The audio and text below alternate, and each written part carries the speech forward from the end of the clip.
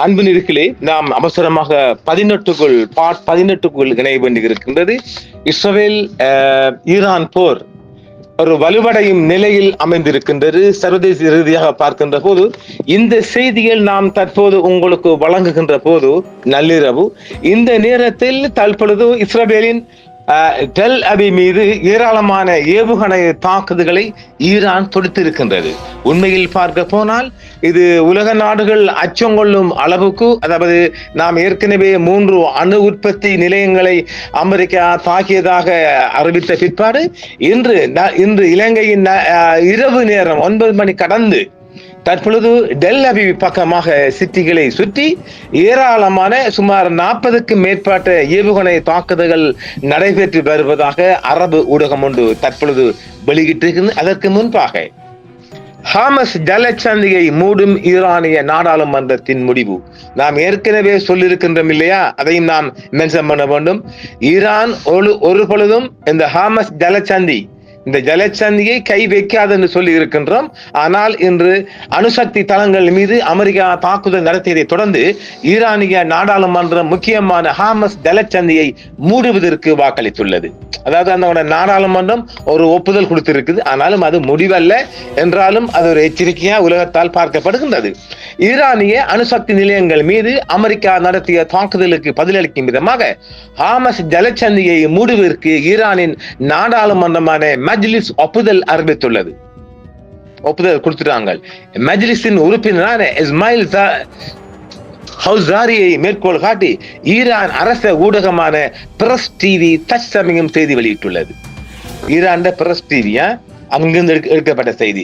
ஈரானிய அணுசக்தி நிலையங்கள் மீது அமெரிக்கா நடத்திய வான்வழி தாக்குதல்களை தொடர்ந்து உலகளாவிய எரிசக்தி ஓட்டங்களில் ஒரு முக்கியமான எண்ணெய் போக்குவரத்து நெரிசல் புள்ளியான ஹாமஸ் ஜலச்சந்தியை மூட வேண்டும் என்று கோரும் ஒரு தீர்மானத்தை ஈரான் நாடாளுமன்றம் இன்று மாலை அங்கீகரித்துள்ளது.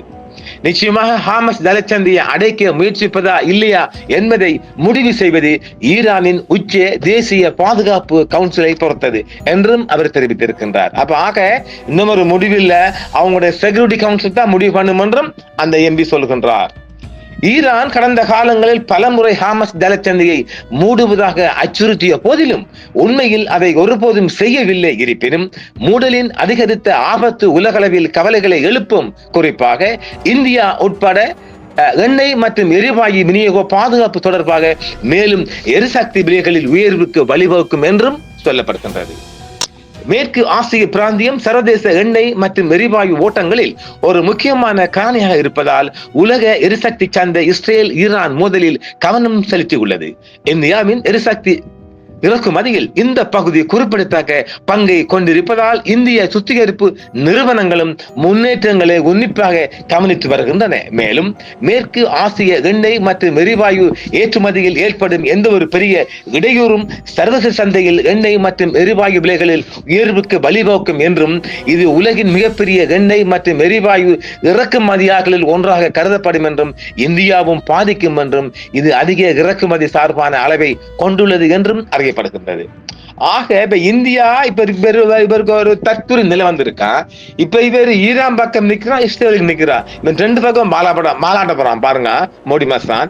என்ன சொன்னாக்கா இப்ப யுத்தம் எப்படியும் அது அமைதியடைய போறல, நோ பீஸ்ஃபுல், அமைதி என்பது இல்லை. என்ற யுத்தம் நாங்க ஏற்கனவே சொல்லிக்கும் இல்லையா, 17க்குள்ள இந்த யுத்தத்தை ஒரு சமாதான நிலைக்கு ஈரான் கொண்டு வருமானால் ஈரானுக்குள் அத்துமீறி அல்லது உத்தரவுடன் இந்த சர்வதேச அணுசக்தி மெஞ்ஞானிகள் கூறுவாங்கல்ல, சர்வதேச அணுசக்தி நிறுவனம் அநேகமாக IAEA தண்ட மானிட்டரை அனுப்பும்.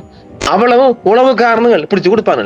அப்ப ஒரு இதுல கடைசி வரைக்கும் தற்போதைய நிலையில் ஈரான் ஒழுப்பொழுதும் அமைதிக்கு பீஸ்ஃபுல் போகாது. அழிச்சு கொள்வோமா?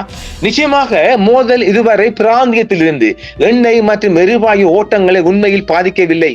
இருப்பினும் அதிக புவிசார் அரசியல் ஆபத்து பிரீமியம் காரணமாக கப்பல் மற்றும் காப்பீட்டு விகிதங்கள் குறிப்பிடத்தக்க அளவில் அதிகரித்துள்ளன என்று தொழில்துறை வட்டாரங்கள் தெரிவிக்கின்றன.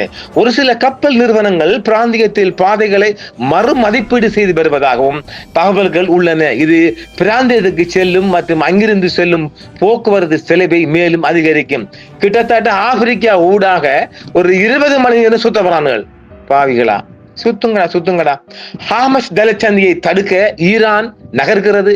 இது இந்தியா, தெஹ்ரான் மற்றும் உலகிற்கு 4 புள்ளிகளில் என்ன அர்த்தம்?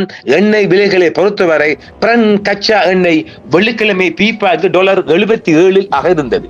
இது கிட்டத்தட்ட 5 மாதங்களுக்கு இல்லாத அதிகபட்ச நிலை. ஹாமஸ் தளச்சந்தி மூடப்படுவதற்கான சாத்திய கூறுகள் குறித்து இன்று சந்தைகள் திறக்கும் போது, இன்றைக்கு மண்டே சந்தைகள் திறக்கும் போது எண்ணெய் விலைகள் உயர வாய்ப்புள்ளது. இது இலங்கைக்கும் பாதிக்கும். இலங்கை, பாகிஸ்தான், எல்லா இந்த கிழக்கு நாடுகள், அதாவது ஏசிய நாடுகள் எல்லாம் நிறைய பாதிக்க மிகப்பெரிய வாய்ப்பு இருக்கின்றது. மே மாத இறுதியில் பிரன் பீப்பாவுக்கு $63 சரிந்தது. ஆனால் கடந்த 2 வாரங்களாக இஸ்ரேலும் ஈரானும் ராணுவ மோதலில் ஈடுபட்டதால் எண்ணெய் விலைகள் கடுமையாக உயர்ந்தன. ஈரான் மற்றும் ஒமன் இடையிலான ஒரு முக்கியமான குறுகிய நீர்வழி பாதை ஹார்மஸ் ஜலசந்தி. நாம் ஏற்கனவே சொல்லியிருக்கிறோம் நிறைய. ஜலசந்தி பாரசீக வளைகுடாவை ஓமன் வளைகுடா மற்றும் அரபிய கடலுடன் இணைக்கிறது. அமெரிக்க எரிசக்தி தகவல் நிர்வாகம் EIA இதை உலகின் மிக முக்கியமான எண்ணெய் போக்குவரத்து தடைப்புள்ளி என்று அழைக்கிறது. இது உலகளாவிய திரவிய பெட்ரோலிய எரிபொருள் நகர்வு மற்றும் உலகளாவிய திரவமாக்கப்பட்ட கச்சா எண்ணெய் இயற்கை எரிவாயு LNG வர்த்தகத்தில் 1/5 பங்கு இந்த ஜலசந்தியில் செல்கிறது.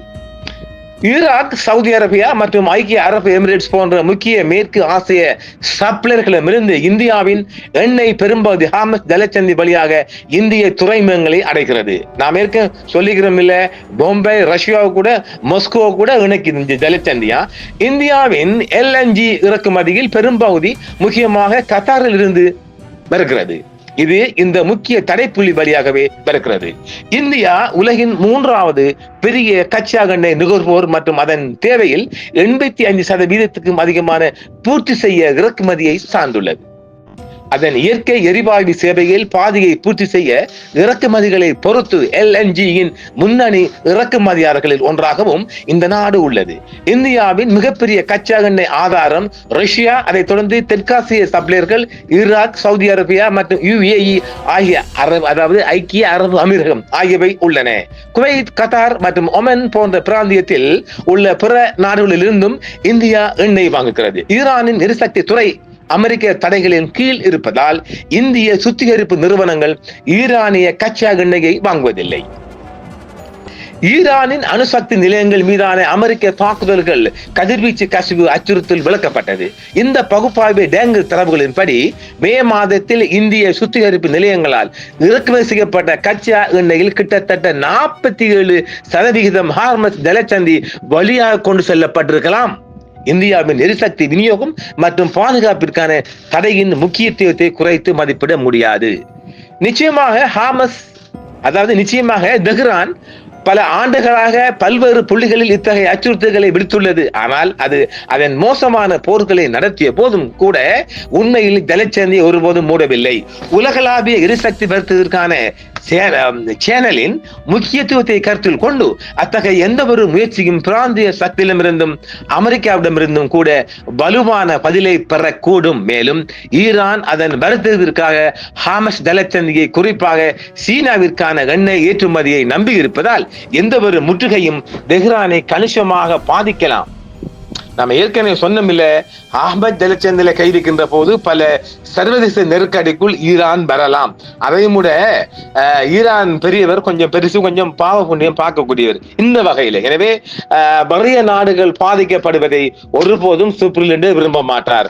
ஏனெனில் ஜலசந்தியை மூடுகின்ற போது ஏசிய நாடுகள், பஞ்சத்தில் புரளுகின்ற ஸ்ரீலங்கா, பாகிஸ்தான் போன்ற நாடுகள் பாதிப்படையும்.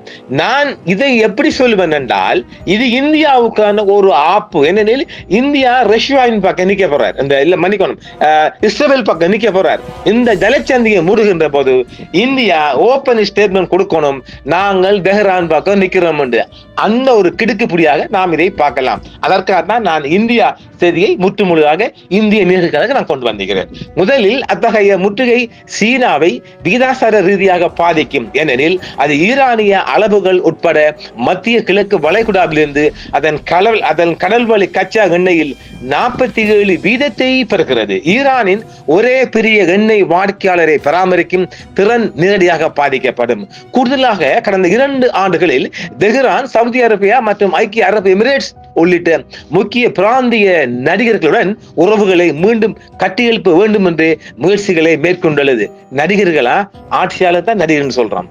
இவை இரண்டும் ஏற்றுமதிக்காக ஜலச்சந்தியை பெரிதும் நம்பியுள்ளன. மேலும் இஸ்ரேலின் நடவடிக்கைகளை பகிரங்கமாக கண்டித்துள்ள அவற்றின் ஓட்டங்களை நாசமாக்குவது அந்த ராஜதந்திர ஆதாயங்களை அவிழ்க்கும் அபாயத்தை ஏற்படுத்தும் என்று பொருட்கள் சந்தை பகுப்பாய்வு நிறுவனமான ஹேப்லர் ஜூன் 12 அன்று தெரிவித்திருக்கின்றார். சொல்லாட்சி தலைமை செய்திகளை உருவாகக்கூடும் என்றாலும் அடிப்படையில் நடவடிக்கைக்கு எதிராக கடுமையாக வாதுகின்ற ஹேப்லர் குறிப்பு கூடியது. இதை சொல்வது மிகவும் கடினம், ஆனால் அது ஹாமஸ் ஜலச்சந்தி நடப்பது மிகவும் சாத்தியமல்ல என்று நான் கூறுவேன். கடந்த காலங்களில் ஈரான் இதை செய்யக்கூடும் என்பதற்கான அறிகுறிகள் அல்லது அச்சுறுத்தல்கள் இருந்த போதெல்லாம் அமெரிக்கா 5வது கடற்படையை உடனடியாக தலையிட்டு ஜலச்சந்தியை திறப்பதற்காக அறிக்கைகளை கேட்போம். நிச்சயமாக இது ஒரு ஆபத்தாக குறிக்க வேண்டிய ஒன்று என்று ஹேப்லரின் மத்திய கிழக்கு எரிசக்தி மற்றும் ஒபெக் நுண்ணறிவு தலைவர் கடந்த வாரம் இணைய கூட்டத்தில் கூறுகின்றார். நாம சொன்னமில்ல, ஒபெக் மீட்டிங் கொண்டு போறாங்க, அதுல கொடுத்திருக்கணும். ஈரான் இஸ்ரேல் போர் பந்தர் அப்பாஸ் துறைமுகத்தை மூடக்கூடும், விமான சரக்கு கட்டணங்களை அதிகரிக்கக்கூடும். ஏற்றுமதியாளர்கள் அரசாங்கத்திடம் கூறுகிறார்கள் ஹாமஸ் மூடல் எரிசக்தி இறக்குமதி சார்ந்த இந்தியாவை பாதிக்கும் என்று. நிச்சயமாக இந்தியாவை பாதிக்கும், அதில் எந்த மாற்றமும் இல்லை. ஈரானிய பாராளுமன்றம் ஹாமஸ் ஜலச்சந்தியை மூட பரிந்துரைத்திருப்பதை கருத்தில் கொண்டு அந்த சாத்தியத்தை நிராகரிக்க முடியாது. உண்மையில் தெஹ்ரானில் உள்ள ஆட்சி உயிர் வாழ்வுக்காக போராடி வருவதால் ஈரான் கடந்த காலத்தில் மட்டுமே அச்சுறுத்திய ஒன்றை முயற்சிக்கணும். அதாவது ஈரான் இப்ப போராடுவது வாழ்வா சாவாண்ட போராட்டம். இந்த போராட்டத்தில் நான் 50-50 சொல்லுவேன். 50-50, அதாவது மூடப்படலாம் என்று 50. கடந்த காலங்களில் அதாவது வாழ்வா சாவாண்ட போராட்டம் இல்லையே, இது வாழ்வா சாவாண்ட போராட்டம் என்பதால் நிச்சயமாக மூடுவதற்கான வாய்ப்பு இருக்குன்னு நாம் சொல்ல முடியும். நான் ஏற்கனவே சொல்லியிருக்கிறோம் இல்ல, இதுல கையடிக்க மாட்டாண்டு, ஆனாலும் இப்போது அது தனது வாழ்வா சாவாண்ட போராட்டத்துக்கு வந்திருப்பதால் ஒரு ஜலச்சந்தியை மூடுவதற்கான வாய்ப்பு இருப்பதாக நாங்கள் சொல்லலாம். அதை நாங்க மூட மாட்டான்னு தட்டி கழிக்க முடியாது. முக்கியமான நீர்வழித்தடத்தை ஈரான் உண்மையில் மூடிவிட்டால் சில மாதங்களாக ஓரளவுக்கு கட்டுப்படுத்தப்பட்டுள்ள எண்ணெய் விலைகள் பீப்பாய்க்கு $120 அல்லது $150 தாண்டும் என்று பக் கூறினார். எப்பா டபுளா கூட போகுதா? அப்ப இலங்கைக்குள்ள ஒரு 700-1000 போனாலும் போகலாம். இந்தியாவிற்கான விநியோக இடையூறு தவிர அத்தகைய எந்த ஒரு முற்றுகையின் காரணமாகவும் சர்வதேச எரிசக்தி விலைகளில் ஏற்படும் உயர்வு இறக்குமதி செய்யப்பட்ட எண்ணெய் அதிகமாக நம்பி இருப்பதால் இந்தியாவை தாக்கும். இது இந்தியாவின் பொருளாதாரத்தை உலகளாவிய எண்ணெய் விலை ஏற்ற இறக்கங்களுக்கு ஆளாக்குகிறது. இது நாட்டின் வர்த்தக பற்றாக்குறை, அந்நிய செலவான இருப்பு, ரூபாயின் மாற்று விகிதம் மற்றும் பணவீக்கம் போன்றவற்றிலும் தாக்கத்தை ஏற்படுத்தும். இது இலங்கைக்கும் பொருந்தும். நாம இந்தியா மட்டும் சொல்றோம் இல்ல, இலங்கைக்கும் பொருந்தும். இலங்கையிலும் இந்த பிரச்சனை, அந்நிய செலவாணி இருப்பு, அப்புறம் ரூபாயின் மாற்ற விகிதம், பணவீக்கம், விலை கூடும். எல்லா பொருளுக்கும் விலை கூடுமே, எல்லாத்துக்கும் கூடும். ஏன் சாதாரண வெஜிடபிள் கூட கூடலாம். எனவே சவுதி அரேபியா மற்றும் ஐக்கிய அரபு எமிரேட்ஸ் போன்ற முக்கிய எண்ணெய் உற்பத்தியாளர்கள் எண்ணெய் ஏற்றுமதிக்காக ஹாமஸ் ஜலச்சந்தியை தவிர்ப்பதற்கு குழாய்கள் வடிவில் சில மாற்று உட்கட்டமைப்பை கொண்டுள்ளனர். ஆனால் அது எந்த அளவிற்கு உதவும் என்பது ஜலச்சந்தி வழியாக ஏற்றுமதிகளுக்கு ஏற்படும் இடையூறின் அளவை பொறுத்தது. இந்திய சுத்திகரிப்புத்துறை அதிகாரிகளின் கூற்றுப்படி ஜலச்சந்தி வழியாக செல்லும் டேங்கர்களுக்கு அதிக ஆபத்து, பிரீமியம் காரணமாக சரக்கு கட்டணங்கள் அதிகரிக்கப்படும் வாய்ப்பு உள்ளது. எண்ணெய் மற்றும் எரிவாயுவின் தரையிறங்கும் விலையை அதிகரிக்க வழிவகுக்கும். ஆனால் அது இன்னும் பெரிய விநியோக இடையூறு காரணமாக ரன்வே எண்ணெய் விலைகளை விட கணிசமாக சிறப்பாக இருக்கும். இது ஹாமஸ் ஜலச்சந்தி எண்ணெய் டேங்கர்களுக்கு மூடப்பட்டால் கிட்டத்தட்ட உறுதியாகிவிடும். இது மூடப்பட்டால் மாத்திரம்தான் இந்த நிலைமை. இதுவரை ஈரானிய எண்ணெய் ஏற்றுமதி உட்கட்டமைப்பு இஸ்ரேலால் பெரிதும் பாதிக்கப்பட்டதாக தெரியவில்லை. இது ஈரானிடமிருந்து எண்ணெய் வழங்கவிட்டாலும் வாங்கா விட்டாலும் எரிசக்தி சந்தைகள் மற்றும் இந்தியா போன்ற நாடுகளுக்கு ஒரு நிவாரணமாகும். ஏனெனில் சில சீன சுத்திகரிப்பு நிறுவனங்கள் மொத்தமாக ஈரானிய எண்ணெயை வாங்குகின்றன. மேலும் மோதல் காரணமாக ஈரானின் எண்ணெய் ஏற்றுமதி பெரிதும் பாதிக்கப்பட்டால் இந்த வாங்குவர்கள் பிற மூலங்களிலிருந்து எண்ணெயை தேட வேண்டிய கட்டாயத்தில் இருப்பார்கள். இது அதிக எண்ணெய் விலைகளுக்கு வழிவகுக்கும். ஈரானிய கச்சா எண்ணெய் ஏற்றுமதி தடைப்பட்டால் ஈரானிய பீப்பாய்களை மட்டுமே வாங்கும் சீன சுத்திகரிப்பு நிறுவனங்கள் பிற மத்திய கிழக்கு நாடுகளிடமிருந்தும் ரஷ்ய கச்சா எண்ணெய்களிடமிருந்தும் மாற்று தரங்களை தேட வேண்டி இருக்கும். இது சரக்கு கட்டணங்கள் மற்றும் டேங்கர் காப்பீட்டு பிரீமியங்களையும் அதிகரிக்க கூடும். மேலும் குறிப்பாக ஆசியாவில் சுத்திகரிப்பு நிலையங்களின் ஓரங்கட்டலை பாதிக்கலாம். எண்ணெய் உற்பத்தியாளர்கள் கூட்டமைப்பான ஒபக் ஈரானிய எண்ணெய் ஏற்றுமதியில் பெரிதும் செயலிழப்பு செய்யப்பட்டால் பயன்படுத்தக்கூடிய குறிப்பிடத்தக்க உதிரி உற்பத்தி திறனை கொண்டிருந்தாலும் அதில் பெரும்பகுதி இஸ்ரேல் ஈரான் மோதல் மண்டலத்தில் அமைந்துள்ள பிற மேற்கு ஆசிய எண்ணெய் உற்பத்தியாளர் உள்ளது என்பதை கவனத்தில் கொள்ள வேண்டும். தொழில்துறை பார்வையாளர்களின் கூற்றுப்படி பிராந்தியத்தில் உள்ள பிற எண்ணெய் உற்பத்தியாளர்கள் உலகின் பிற பகுதிகளுக்கு திறம்பட ஏற்றுமதி செய்ய முடிந்தால் மட்டுமே இந்த உதிரி திறன் உதவியாக இருக்கும். அதற்கு 2 முக்கிய முன்நிபந்தனைகள் இருக்கும். அவர்களின் சொந்த எண்ணெய் உற்பத்தி மற்றும் ஏற்றுமதி உட்கட்டமைப்பு சேதமின்றி உள்ளது மற்றும் ஹாமஸ் ஜலச்சந்தி எரிசக்தி வர்த்தகத்துக்கு திறந்ததாகவும் பாதுகாப்பாகவும் உள்ளது என்றும் ஒரு சர்வதேச தகவல் தெரிவிக்கின்றது. எது எப்படியானாலும் ஈரானிய உயர் பாதுகாப்பு சபை இந்த முடிவை இன்று திங்கள் மாலைக்குள் அறிவிப்பு செய்ய மிக அதிக வாய்ப்பு இருக்கிறது. ஆனால் மூட போகின்றோம் என்று சொன்னால் மாத்திரம்தான், மூடவில்லை என்றால் அவங்களோட பார்லிமெண்ட் ஆர்டர் இருக்கும். அது அதாவது ஒரு இறுதி கட்டத்தில் அதை கை வைக்கலாம் என்று பார்க்கலாம். இப்போதைக்கு என்னுடைய பார்வையில் அது ஜலச்சந்தியை மூட மாட்டாது என்றே பெறலாம்.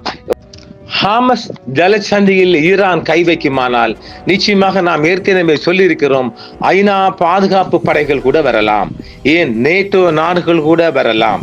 எனவே இது நான் மீண்டும் சொல்கிறோம், நேற்றே நாம் சொல்லியிருந்தோம் இல்லையா, அமெரிக்கா நினைத்தால் இது அணுகுண்டு யுத்தத்திற்கும் 3ஆம் உலக போருக்குள்ளும் கொண்டு செல்லக்கூடிய அதிக வாய்ப்பு இருக்கின்றது. சனியன் நுழைஞ்சிடுச்சு, ஆகையினால வீட்டுக்குள்ள ஓனான தூக்கி போட்டாச்சு. எது எப்படி பார்த்தாலும் ஈரானின் வாழ்வா சாவான்ற ஒரு போராட்டத்துக்குள் இது இறங்கி உள்ளதால் ஜலச்சந்தியில் கை வைக்கப்படுமானால் அங்கிருந்துதான் உலக சண்டை ஆரம்பமாக போகின்றது. 3ஆம் உலக போர் ஈரான் இஸ்ரேலில் இருந்து ஆரம்பிக்கல, ஹாமஸ் ஜலச்சந்தில் இருந்து தான் ஆரம்பிக்கப்பட போகுது. அதாவது எல்டிடி எங்க இந்த கடைசியாக அந்த நம்முடைய இந்த திருகோணமலை பகுதியிலான தண்ணி வாட்டர் சப்ளை ஒன்றுல வச்சாங்க, அந்த பேர் ஞாபகம் இல்லை, அங்கிருந்து அந்த யுத்தம் ஆரம்பிக்கப்பட்டுச்சு. இறுதி போர் அதாவது அந்த விடயத்தை நாங்கள் சொல்ல வேணும். மஹிந்தன் எப்படியும் இந்த போரை ஒரு முடிவுக்கு கொண்டு வர என்று நினைக்கின்ற போது புலிகள் இந்த மக்களுக்கு இந்த வாட்டர் சப்ளை ஒரு ஏரியா, ஒரு குளம் உண்டு, எனக்கு சரி ஞாபகம் இல்லை, கீழே கமெண்ட்ஸ் பண்ணுங்க, எல்லாத்தையும் நினைச்சு கொண்டு இருக்கலுமா. எனவே அது மாவிலாரா என்று நினைக்கிறேன், மாவிலாறு என்று நினைக்கிறேன், சரியா தெரியல, பாருங்க பாப்போம். இது ட்ரிங்கமலை ஏரியாவுக்குள்ள மாவிலாறுன்னு நினைக்கிறேன், கரெக்டா இருக்கணுமா பார்க்கலாம், யாராலும் சொல்லுங்க. மாவிலாறு என்ற ஒரு குளத்தை வாட்டர் சப்ளை மக்களுக்கு, அது அங்கே சிங்கள மக்களுக்கு எல்லா மக்களுக்கும் தனி சப்ளை இருக்கு. அந்த நீரை புலிகள் தண்ட கொண்டோலுக்கு கொண்டு வந்து தண்ணியை சப்ளை பண்ண மாட்டோம் என்றதுக்கு பிறகுதான் எல்டிடிக்கான இறுதி யுத்தம் ஆரம்பிக்கப்பட்டது. அதே போன்று ஈரான் தனது ஹாமஸ் ஜலச்சந்தில தன்னை நேவி பேஸ் இருக்குது, அந்த நேவி பேஸும் பாதுகாப்பாங்க. அந்த நேவி பேஸுக்கு தான் அடிக்கவங்க அமெரிக்கா கிளம்புறாங்க. அப்ப அவங்களோட அத்தனை பலத்தையும் கொண்டு ஹாமஸ் ஜந்தியில கிளம்புறக்குன்ற போது இவங்க நான் வாரேன் நீ வாரேன்னு சொன்னாங்கல்ல, சைனா வாராங்களா, சவுத் கொரியன் வாராங்களா, ரஷ்யா வாராங்களான்னு பார்த்தது பிறகுதான் அந்த 3ஆம் உலக போரின் முடிவு தெரிய வரும். ஆக ஒரு 3ஆம் உலக போர் வருது என்று சொன்னால் அது ஹாமஸ் ஜலச்சந்திலும் தான் வரப்போகுது. அது அமெரிக்கா ரெடியா இருக்கு. இது கிடையாது, அமெரிக்காவுக்கு உள்ள அவர் நாடாளுமன்றத்துக்குள்ள அவருக்கு ஏற்பு வந்துட்டு யார கேட்டியா நீ அடிக்க போனு கேட்கறாங்கல்ல, நல்லா கேட்கறாங்கல்ல. ஒரு லேடி அம்மாவே கேட்கிறா, ஒரு லேடி அம்மா கேட்கிறா, நீ யார கேட்டி அடிக்க போனாய், நீ இஸ்ரேலுக்கு அந்த அந்த காமெடி எடுத்தியான்னு கேட்கறாங்க. காவடி இஸ்ரேலுக்கு எடுத்தால் அது அப்படின்னு சொல்லி மிச்சம் ஆக்ரோஷமாக ஒரு லேடி எம்பி பேசியிருக்கிறார். எனவே அவருக்கும் அங்க சிக்கு வந்துட்டு. இங்கால யாருக்கு பெஞ்சமின் நெத்தனியாக மாம்சுக்கும் பிரச்சனை, மக்கள் பிரச்சனை. மக்கள் அங்க நாங்க சொன்னோமில்ல, ஒரு மக்கள் கிளர்ச்சி என்றால் வாழ முடியாத நாடும் ஊரும் என்ன மண்ணங்கடிக்கன்னு கேட்கும் இல்ல மக்கள். இனி நம்பி வேலை இல்லைன்னு வழங்கி போச்சு. இப்ப ஈரான் பலம் மக்களுக்கு வழங்கிட்டு ஈரான் அடிச்சு சாத்துவாண்டு மக்கள் ஓடிக்கொண்டிருக்கள். மக்கள் நாட்டை விட்டு ஷிப் மூலமாக சகல பகுதிகளுக்கும் கிளம்புதுகள். பங்கருக்குள்ள எத்தனை நாளைக்கு இருக்கிற அதுகளை ஜாலியா திருற மக்கள், அது ஹாப்பி மூட்ல அந்த இந்த பாடு அதுகளை திருற அந்த கூட்டங்களை நீ வந்துட்டு பூமிக்கு கீழே தரைக்கு கீழே படுக்குச்சுன்னா படுக்குங்களா, எத்தனை நாளை படுக்குங்கள், அது ஜாலி டைப் கலைகள் எல்லாம் ஏறி இங்கே வந்துடுற போதுகள் அருகம்பைக்கு. எனவே ஒரு ஒரு உக்கிரமான போர் ஒன்று ஜலச்சந்தியில் இருந்து ஆரம்பிக்க அதிக வாய்ப்பு இருக்குது. தற்பொழுது இந்த ரெக்கார்டிங் போடக்குள்ளேயே டெல் அவிவ் மீது பலமான ஒரு தாக்குதல் ஒன்றை ஈரான் தொடுத்திருக்கின்றது. அதன் முடிவுகள் நாம் விழுந்துதான் பார்க்க வேண்டும். அதற்கு முன்பாகத்தான் இந்த செய்தி நாங்கள் தருகின்றோம் இல்லையா. எனவே நான் எல்லாரையும் விடிய தர இயலாது, கொஞ்சம் நேரத்தை தரலாம் போகலாம். எனவே நாளை விடுகின்ற போது மிகப்பெரிய சேதத்தை டெல் அவிவ் சந்தித்திருக்க போகின்றது. அதன் மறு ரிப்ளிகேஷன் எப்படி வருது என்று பார்க்கலாம். எனவே மற்றும் ஒரு நிகழ்ச்சியில் சந்திப்போம். எப்படியும் நாம் ஒரு அணு போருக்குள்ளையும் ஒரு அணு அது ஒரு நியூக்ளியர் போருக்குள்ளையும் ஒரு தேர்ட் போருக்குள்ள நாங்க கண்காண போறோம். ஏனெனில் அதற்கான வாய்ப்பு தான் அதிகமாக இருக்கின்றது. ஏனெனில் பாகிஸ்தான் கூட அணுகுண்டை கையில் எடுக்கலாம். ஏனெனில் வாழ்வா சாவார் என்ற ஒரு போராட்டம் வருகின்ற போது அது எந்த தளத்துக்கும் எந்த தன்மைக்கும் இறங்கலாம். ஏனெனில் ஈரான் பெருசவர்கள் தன்னுடைய உயிரை பற்றி அவர் கவலைப்படவே இல்லை. இனி 85 வயசு இன்னும் எவ்வளவு, இனியெல்லாம் போனஸ் வாழ்க்கை தானே. முஸ்லிம்களை பொறுத்த வரைக்கும் அது போனஸ் வாழ்க்கை. எனவே அவர் எந்த நிமிடமும் மரணிக்கலாம். அதை நாமும் சொல்லி இருக்கின்றோம். 99% அவர் மரணித்ததுக்கான அதிக வாய்ப்பு இருக்குதா. நான் அந்த 80 நம்முடைய 16ல சொல்ல மறந்து இருக்கலாம் நினைக்கிறேன். ஆமா 17ல சொல்ல மறந்திருப்பேன். எந்த நிமிடமும் ஈரான் பெரியவர் இறந்து போக கொல்லப்பட மிக அதிக வாய்ப்பு இருக்குது. ஏனெனில் அவர் இருப்பிடத்தை விட்டு வெளியாகின்ற அடுத்த நொடியே அவர் கொல்லப்படுவதற்கு அதிக வாய்ப்பு இருக்குது. ஈரானுக்குள் அதாவது என்ன ஒரு யூதனை சரியா சொல்ல போனால் யூதனா அதுக்கு ஆதாரம் வச்சிருக்கிறோம். ஒரு முஸ்லிம் பெயர் தாங்கி யூதனை கொண்டு ஆட்சியில் அமைத்த இஸ்ரேல் மாம்சும் அமெரிக்க மாம்சும் முடிவு பண்ணிட்டு அதற்கான போர் தான் இது. எனவே முதலாவது இலக்கு என்ன, அவங்க அந்த 3 அணுசக்தி உலைகளும் அடிச்சிட்டீங்க, அங்க ஒன்றுமே இல்லை, ஜம்படி டும்பா. அதனால அடுத்த கட்டம் என்ன, அடுத்த கட்டம் என்ன, ஈரான் பெரியவரை கொல்லணும். அதை கொண்டாங்க என்றால் அடுத்த கட்டம் நாட்டுக்குள்ள கொண்டு இறக்க வழி பெறினில் அவர் இறந்தால் ஒரு கொதிநிலை இதுகள் அதாவது ஈரானுக்குள்ள வரலாம். ஆனாலும் அவர் மீது 75, 80, 90% மக்கள் மிகவும் அன்பாகவும் பாசமாக இருக்கின்றார்கள், விருப்பத்துக்குரிய தலைவராக. எனவே மக்கள் மாற்றம் ஒன்று ஏற்படுவதற்கான வழிவகையைத்தான் அவர்கள் பார்க்கின்றார்கள். அதற்காகத்தான் நாம் ஏற்கனவே சொன்ன பாலவி என்ற ஒரு பாலாவி, இந்த புத்தள பகுதிக்கு பாலாவி மாதிரி பாலவி வரப்போறார். அவர் ஒரு முழுதான யூதராக மதம் மாறியவர். அதற்கான ஆதாரம் வைத்திருக்கின்றோம். ஒரு நிகழ்ச்சியில் நாங்கள் அவரை பற்றி மீண்டும் சொல்லுகின்ற போது பார்க்கலாம். நன்றி, மீண்டும் சந்திப்போம். என்றும் உங்களுடன் சன்ரைஸ் இந்தியா டிவி சப்ஸ்கிரைப் பண்ணுங்கள், பெல் பட்டனையும் கிளிக் செய்யுங்கள். உங்கள் ஆதரவே எங்கள் சேவை. ஆதரவு தாருங்கள், அரவணைப்போம். மறக்காம சர்ப்ரைஸ் பண்ணுங்க. தேங்க்யூ.